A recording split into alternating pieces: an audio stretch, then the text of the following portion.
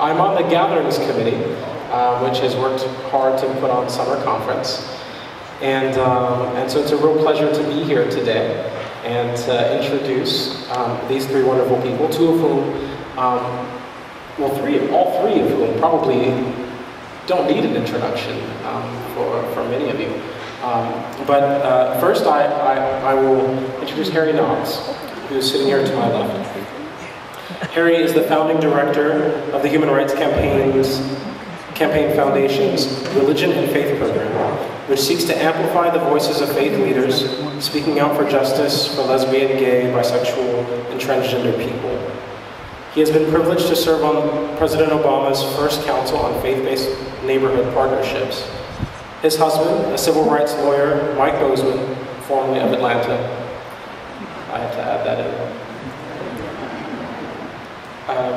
Says to send him home to Silver Springs, Maryland, because this vegetable garden isn't going to weed itself.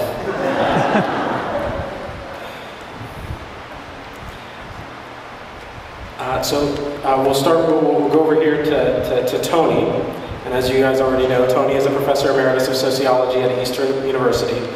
For 10 years, he was on the faculty of the University of Pennsylvania. He's the founder and president of the Evangelical Association for the Promotion of Education.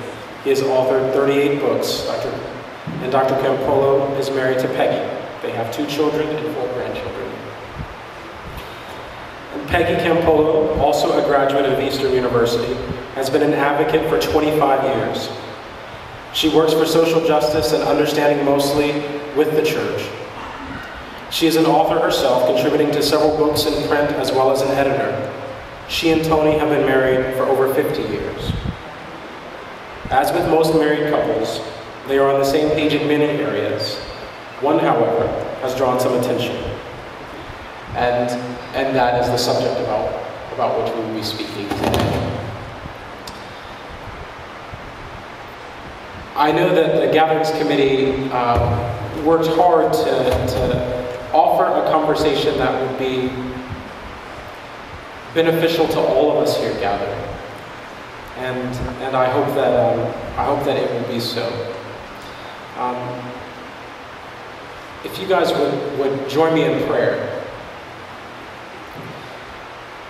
God, thank you for the opportunity for us to gather here together and talk about how we may better be followers of Jesus. Amen.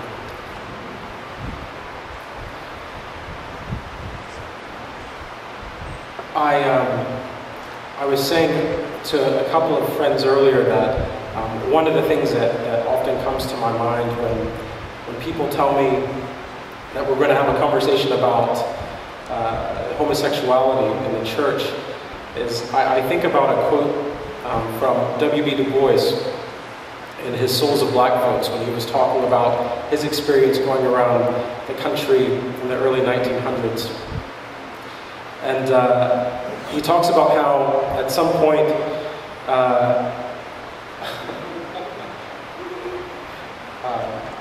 I was looking for the book earlier in the library and they didn't have it.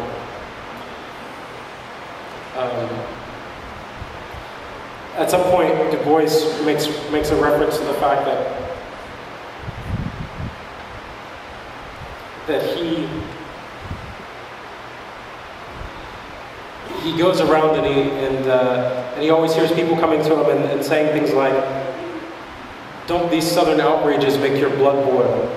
Or, "Have you heard about what happened at some other place in the country related to the race question?" And Du Bois says that the question that seems to always be present on people's minds but never asked is really, how does it feel to be a problem? And he says to that he seldom answers a word.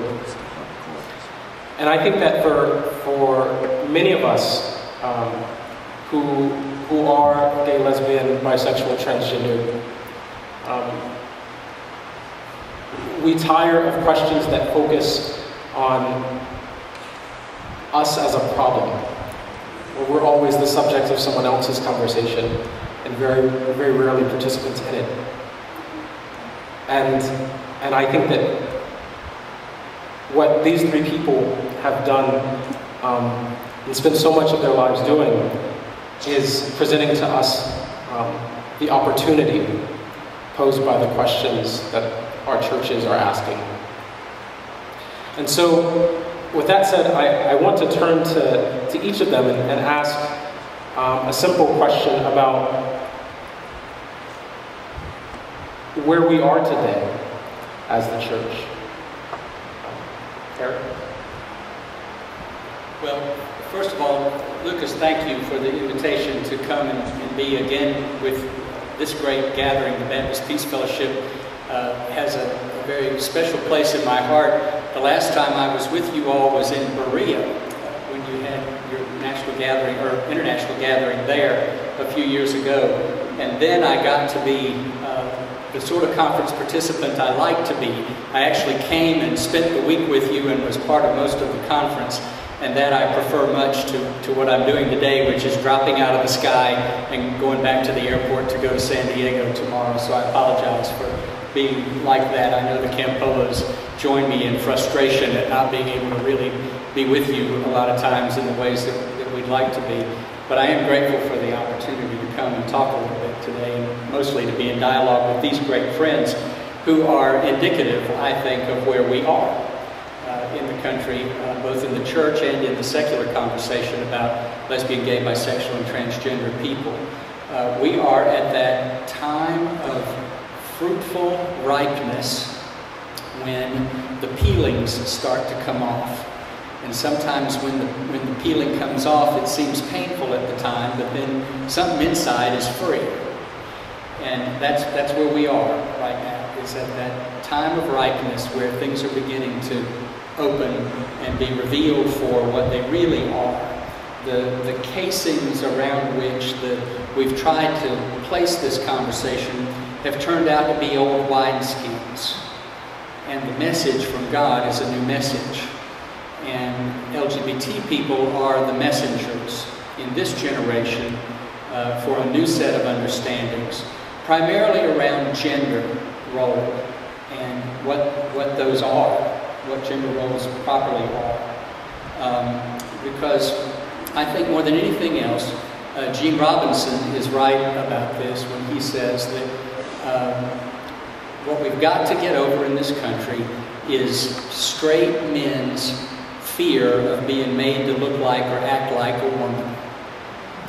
In all of the implications of that simple sentence lie the trouble. And where the Bible is used to make men more powerful than women, to make something that is strong in an overt and classic way more important and more valued than what is vulnerable and often the most generative and most growth-producing, is really at the core where we are in the conversation. And young people are, in this day and age, seeing directly through all of the hype. They see through the dichotomous thinking that our mostly politicians have set up for us. A lot of the religious conversation has been promoted not by religious people, but by people with secular political ends.